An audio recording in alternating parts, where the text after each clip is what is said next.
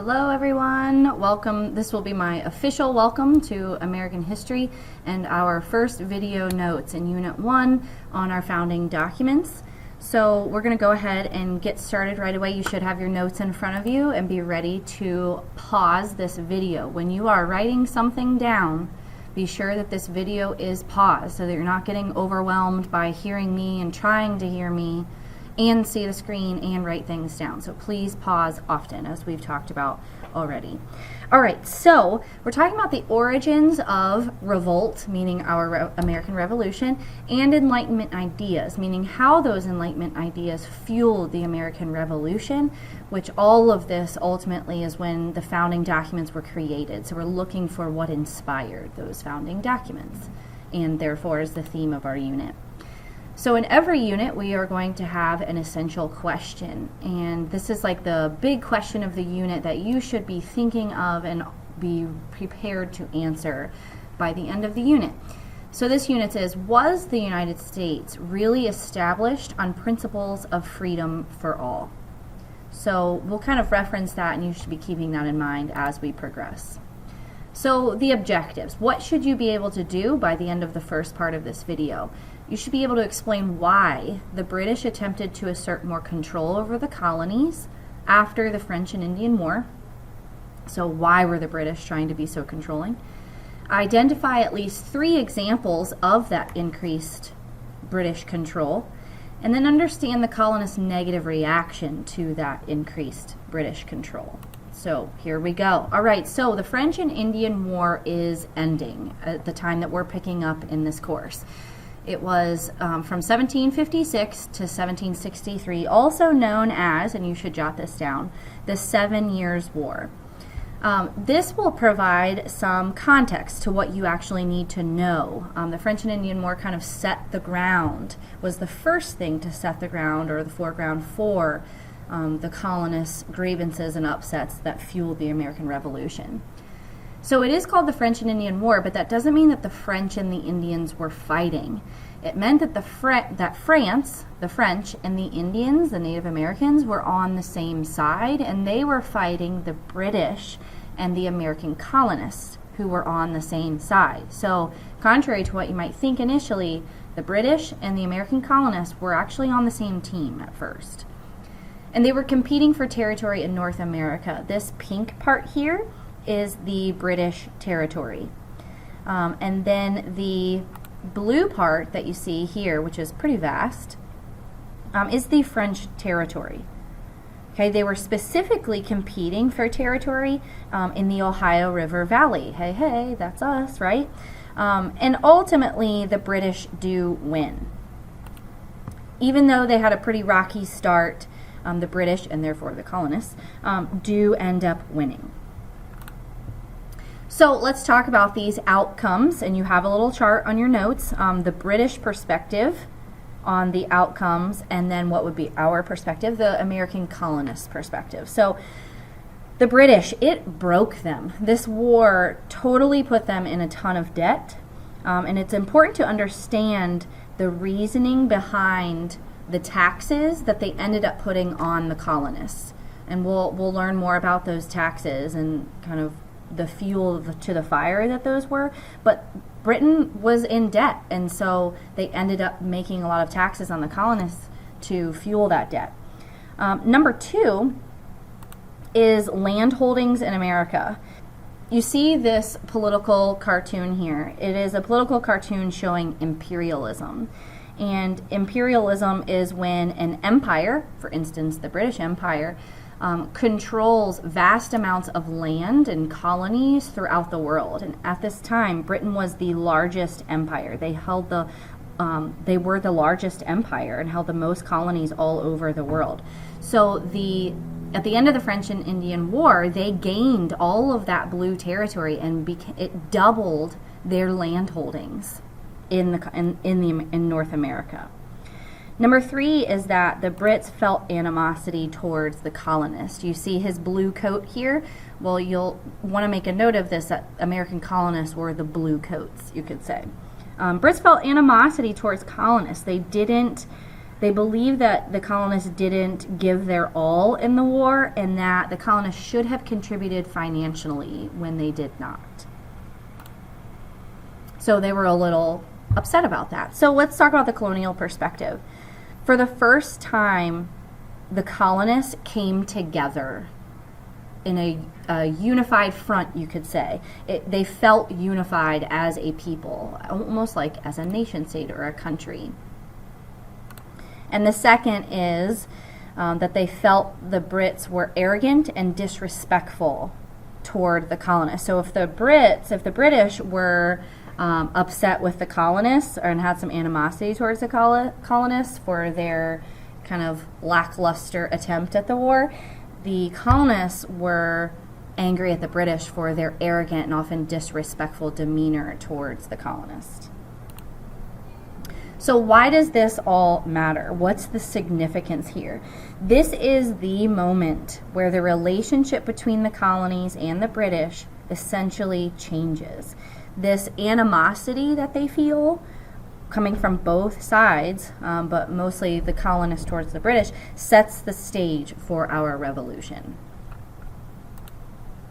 Okay, so as you see, the British take over all of this land, right, that once was French, but almost immediately they release this proclamation of 1763, which says you cannot go past this line, meaning the colonists, white settlers, the English-speaking colonists, cannot go past this line, which is essentially set at the Appalachian Mountains. The British, obviously, they get all this land, but they stopped colonists from expanding into it to avoid conflict with Native Americans. Remember, they don't have any money, so they can't afford any more conflict. They can't afford to send soldiers out to fight Native Americans. So they say, you can't go past this line. Well, the colonists do it anyway, and that's a big, big thing to note on your notes.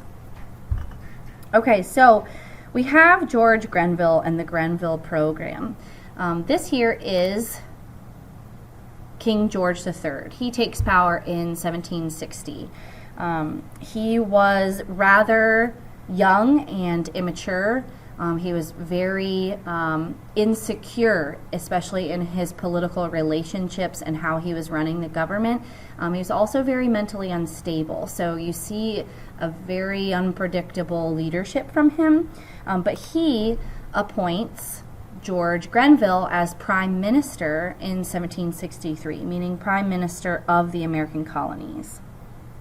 So the Grenville Program, after the French and Indian War, Grenville wants to increase control of the colonies because remember, the British have a lot of animosity towards the colonists for not contributing to the war, both financially and physically, with numbers, with bodies. So they increase controls of the colonies and they attempt to reapply mercantilism. Mercantilism is an economic structure. You want to make a note under that part in your notes, where during imperialism, this economic structure benefits the colonial power, which at this time is Britain, while stripping colonies of their natural resources. So you see here that colonies set low prices, as mandated by the colonizers, on their natural resources that they send to the mother country, Britain. And then the mother country has manufactured goods that they then sell at high prices to the colonies. So the colonists feel rather upset and used in this fashion, in this setting here.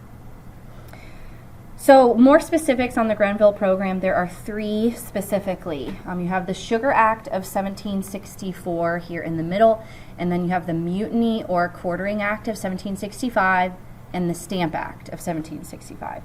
So with the Mutiny Act or Quartering Act, the colonists were required to assist in paying for the army, the British Army, including quartering or housing soldiers, meaning that they had to take in these soldiers into their own homes. It's important for you to jot this down in your notes. Many colonists did this willingly, voluntarily housed and supported soldiers before this act, but they didn't like being told that they had to. And then you see with the Sugar Act and the Stamp Act, both of these, and I would jot this down up at the top towards the title of these two, that both of these imposed taxes on colonists. So the Sugar Act of 1764, it created taxes on sugar and established courts to try smugglers, those illegal dealings of sugar. It affected the merchants mostly, okay? So that's important to note here. Merchants, people who were selling goods, right? It mostly impacted merchants, whereas the Stamp Act was a tax on most printed documents, including stamps, but newspapers to pamphlets and even wills. And this affected all colonists, not just the merchants. So it had a more widespread, wide-sweeping impact. So on the back then, let's talk about outcomes of these Grenville programs and how they were influential. First, it helped unify colonists with common grievances against Great Britain. And notice in this image here that each of the parts of the snake that are cut and therefore cannot survive are each of the colonies. So you either join together as unified colonies or we don't survive as separate entities. But what's a grievance? A grievance, meaning grievances that colonists had against Great Britain, were like complaints or problems. This was like beef that they had with Great Britain. And then the second outcome was that it increased tension in colonies. And an example of this is the Boston Massacre.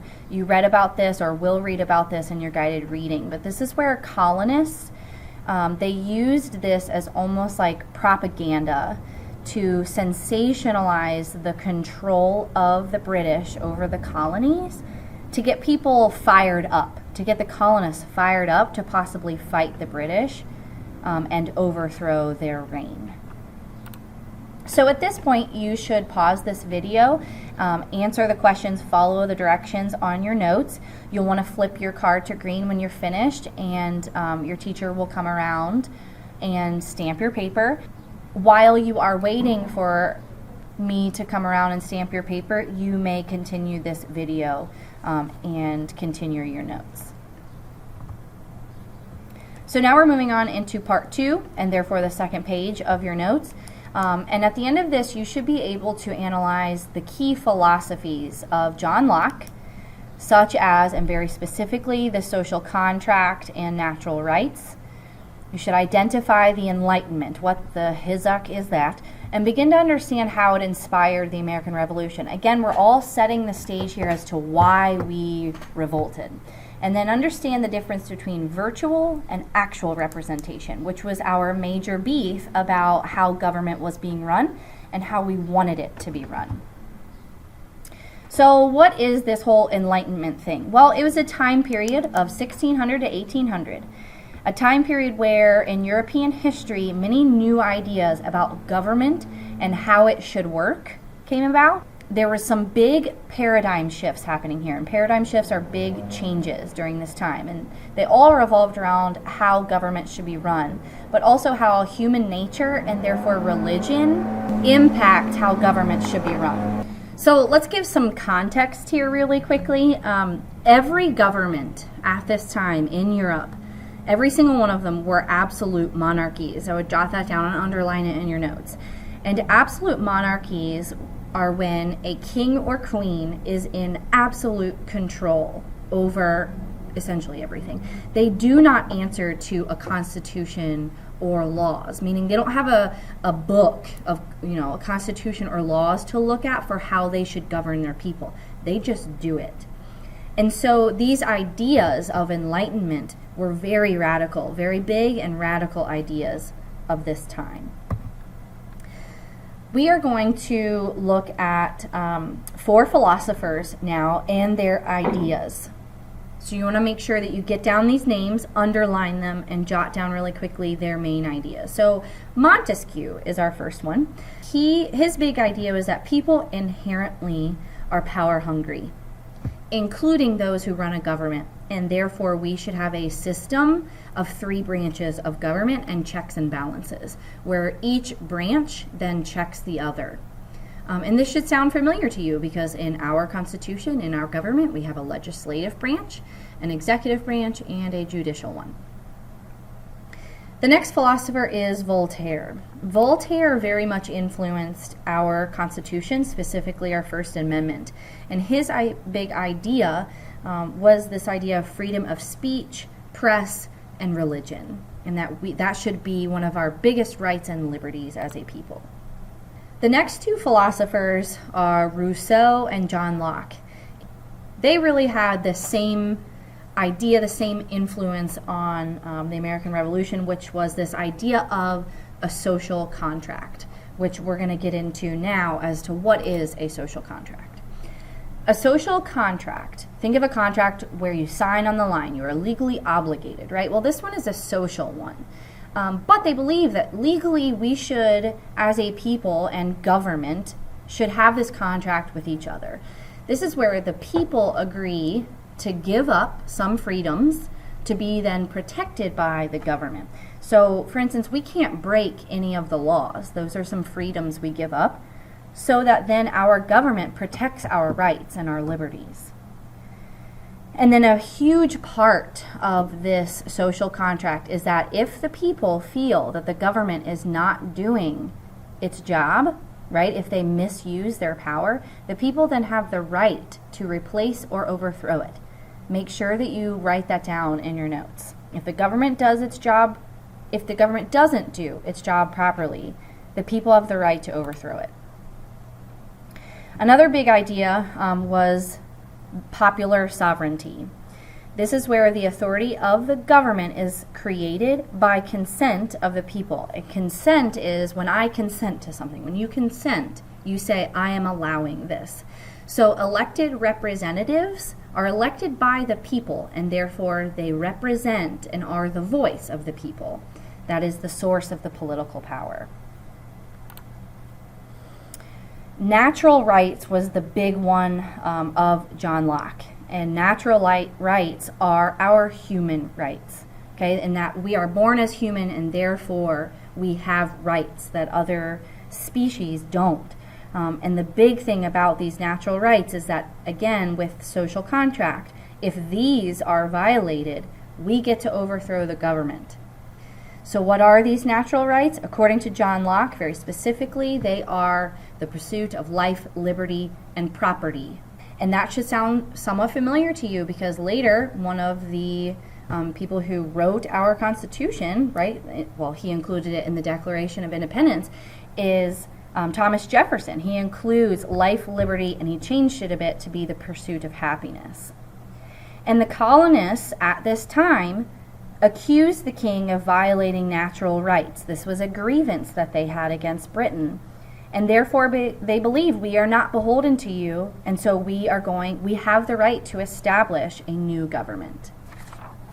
And then this last idea is the idea of virtual versus actual representation. Actual representation is really what you know about our government and what we understand in our government. And you have probably heard of this slogan, no taxation without representation. That is, in essence, actual representation. This no taxation without representation was a battle cry of the American Revolution. Actual representation is the belief that people should vote for and be geographically represented by government officials. And that I, in Cincinnati, right, in Southwest Ohio, am going to vote on someone to very specifically represent Southwest Ohio. This is opposed to virtual representation. This is the British belief where the people who are in Parliament or who are in government have an allegiance, their allegiance lies with the entire nation as a whole and the king. They're not as concerned with specific groups, even geographical groups of people. They are not beholden to the people. They are beholden to the entire nation and the king. So this idea of actual representation, no taxation without representation, leads to acts of protest in the colonies by the colonists. And the big example of that you're going to be reading about is the Boston Tea Party and those boycotts that happened. So at this point, you should pause. Well, it'll be the end of the video. You should follow directions, answer your questions, and flip your card when you're ready to be stamped. And then you're going to follow the directions at the bottom of the page for activities that you'll be completing to build off of these notes. Because you have the content here, but you've got to be able to use it.